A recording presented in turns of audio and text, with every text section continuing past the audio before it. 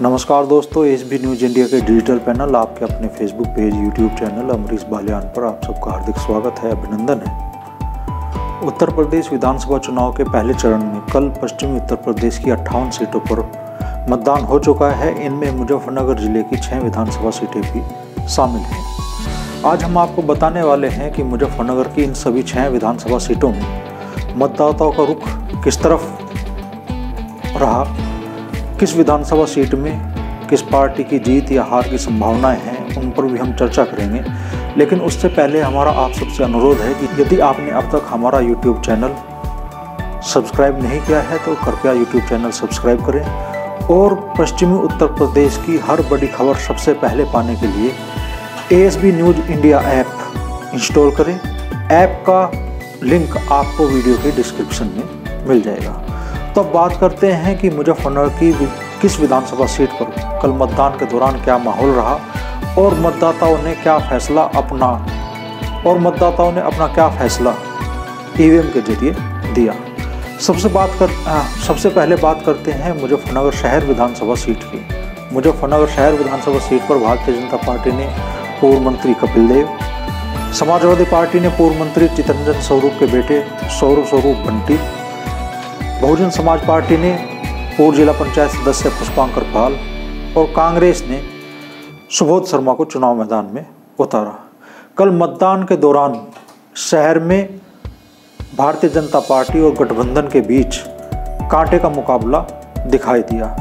Bahujan Samaj party के प्रत्याशी पुष्पांकर पाल को कितने मत मिलेंगे और अपने सजातीय कितने मत पुष्पांकर पाल को हासिल होंगे, उस पर मुजफ्फरनगर सीट का चुनाव परिणाम आकर टिक गया है। भारतीय जनता पार्टी के बीच भीतरघात की आशंका भी जताई जा रही है, जिसका नुकसान कपिल देव अग्रवाल को उठाना पड़ सकता है। होगा क्या, ये तो 10 मार्च को ईवीएम से निकलने वाले नतीजे ही बताएंगे। लेकिन सपा और रालोद गठबंधन के प्रत्याशी सौरभ स्वरूप को मुस्लिम मतदाताओं का खासा समर्थन मिला है। जाट समाज की भी बहुतायत में वोट सौरभ स्वरूप बंटी को मिली है। जाट समाज का कितना वोट किस तरफ गया है, इसका निर्धारण भी 10 मार्च को ईवीएम से निकलने वाले नतीजे करेंगे। जिले की दूसरी विधानसभा सीट की बात करें तो हम बात करेंगे बुढ़ाना विधानसभा सीट की। बुढ़ाना विधानसभा सीट पर कल राष्ट्रीय लोकदल का पुराना समीकरण एक बार फिर से जिंदा होता दिखाई दिया। बड़ी संख्या में मुस्लिम समाज और जाट समाज ने संयुक्त होकर मतदान किया, गठबंधन प्रत्याशी को अपना समर्थन दिया। भारतीय जनता पार्टी के हिस्से में स्वर्ण समाज और अति पिछड़े वर्ग की वोट आ रही है। कितना अंतर इस सीट पर हार जीत का होगा, उस पर भी सबकी नज़रें लगी है। इस जीत पर हार जीत का एक और समीकरण है।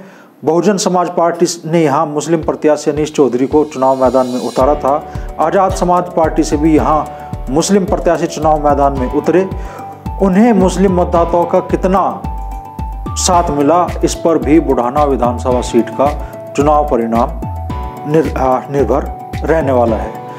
इस सीट पर एक और जबरदस्त समीकरण देखने के लिए मिल सकता है। कांग्रेस ने यहाँ से कश्यप समाज के डॉक्टर देवेंद्र कश्यप को चुनाव मैदान में उतारा। डॉक्टर देवेंद्र कश्यप अपने सजातीय कितने मतदाताओं को रिझाने में कामयाब हो पाए हैं, वो भी देखने वाली बात होगी। यदि कश्यप समाज का वोट कांग्रेस की तरफ गया होगा तो इसका सीधा नुकसान भारतीय जनता पार्टी को उठाना पड़ सकता है। इतना जरूर है कि बुढ़ाना विधानसभा क्षेत्र, जो कि खापों का गढ़ भी मानी जाती है, उस पर कल जाट मतदाताओं ने आरएलडी का नल खूब चलाया। हालांकि भारतीय जनता पार्टी के हिस्से में भी बड़ी संख्या में जाट समाज के वोट आ रहे हैं।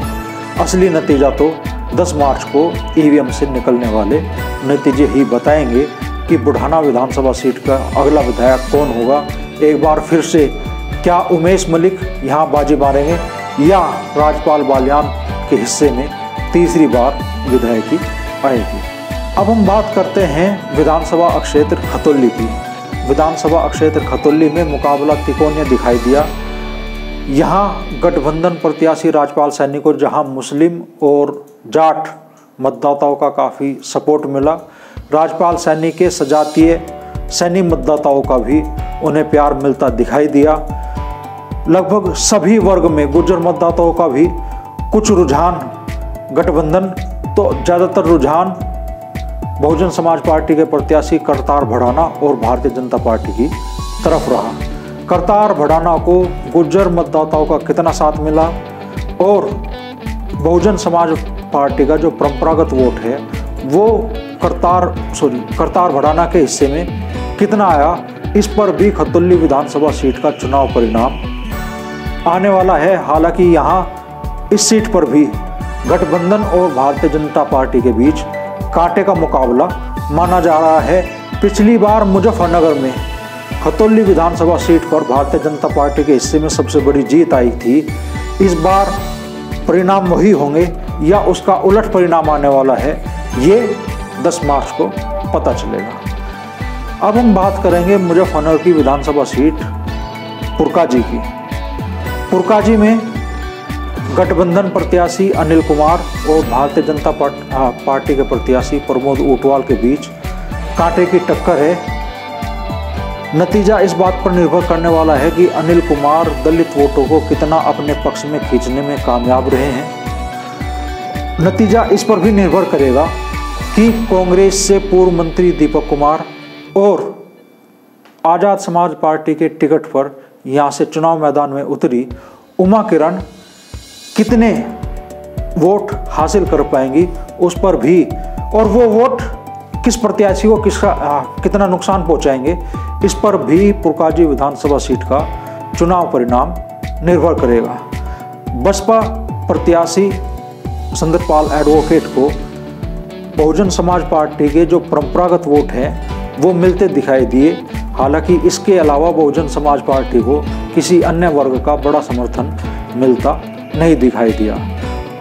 पुरकाजी विधानसभा सीट पर भी इस बार चौंकाने वाले चुनाव परिणाम देखने के लिए मिल सकते हैं।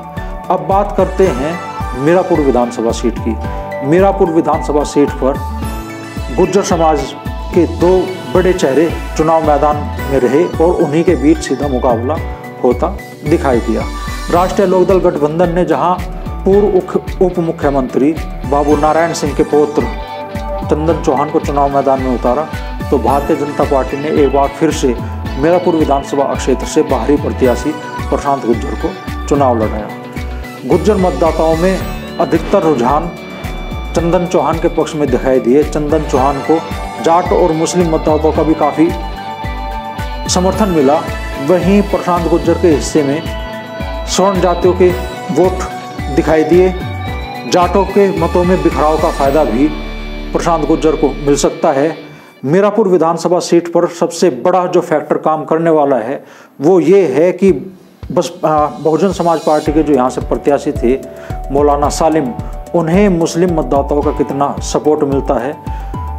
अगर मुस्लिम मतदाता बड़ी संख्या में मौलाना सालिम की तरफ और कांग्रेस से यहाँ चुनाव लड़ रहे पूर्व विधायक जमील अहमद कासिम की तरफ गए तो उसका नुकसान राष्ट्रीय लोकदल प्रत्याशी चंदन चौहान को देखना पड़ सकता है। और अगर मुस्लिम मतदाताओं का एक तरफा रुझान गठबंधन की तरफ रहा तो प्रशांत गुर्जर के लिए नतीजे विपरीत आ सकते हैं। मीरापुर विधानसभा क्षेत्र का अगला विधायक कौन होगा इसका सही चुनाव परिणाम तो 10 मार्च को सामने आएगा। अब बात करेंगे जिले की एक और विधानसभा सीट जिस पर सबकी नज़रें लगी है, वो है विधानसभा क्षेत्र चरथावल। विधानसभा क्षेत्र चरथावल में गठबंधन ने पूर्व विधायक पंकज मलिक को चुनाव मैदान में उतारा।